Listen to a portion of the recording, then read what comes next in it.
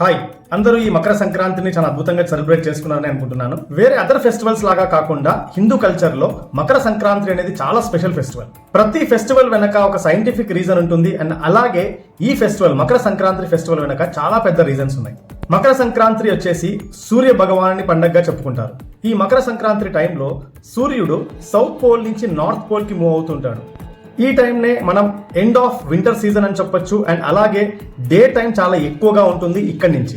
ఈ టైంలలో మన సన్ నుంచి వచ్చే రేస్లో విటమిన్ D3 ఇంప్రూవ్ అయ్యే గుణాలు చాలా ఎక్కువగా ఉంటాయి. అందుకే ఈ సంక్రాంతి టైంలో ఎస్పెషల్లీ పిల్లలు పెద్దలు అందరూ తేడా లేకుండా కైట్స్ ఎగరవేస్తుంటారు. అండ్ ఒకవేళ మీరు కైట్స్ ఎగరవేస్తుంటే ఇప్పుడు ఒక లైక్ చేయండి అండ్ కామెంట్ చేయండి ఎంతమంది కైట్స్ ఎగరవేస్తారు ఈ సంక్రాంతికి. మీకు సన్లైట్ ఎక్స్పోజర్ అవకాశం దొరకదు బికాస్ ఆఫ్ యువర్ ప్రొఫెషన్ వల్ల అనుకుంటే this is the right time.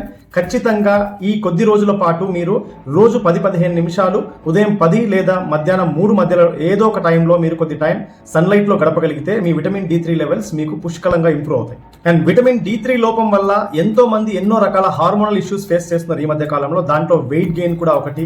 And wait గెయినే కాదు, డయాబెటీస్ కావచ్చు, ఇన్ఫర్టిలిటీ కావచ్చు, ఇలా చాలా రకాల హార్మోన్ ఇన్వాల్వ్ అయిన హెల్త్ ఇష్యూస్ లో, డిజార్డర్స్ లో విటమిన్ D3 ఒక మేజర్ రోల్ ప్లే చేస్తుంది. అండ్ ఇంపార్టెంట్ థింగ్, మీరు ఈ టైంలో ఈ మకర సంక్రాంతి టైంలో సన్లైట్ ఎక్స్పోజర్కి వెళ్ళేటప్పుడు సన్ స్క్రీన్ లాంటివి మాత్రం ఎట్టి పరిస్థితుల్లో వాడద్దండి. ఇంకెందుకు ఆలస్యం, కైట్ కొనండి ఇప్పుడే, లేదా పార్క్కి వెళ్ళండి, లేదా సరుకుల కోసం బజార్కి వెళ్ళండి. ఏదైనా చేయండి. 10 నుంచి 3 o'clock మధ్యలో అట్లీస్ట్ 10-15 minutes అన్న మీరు సన్ ఎక్స్పోజర్కి ఎక్స్పీరియన్స్ చేయండి.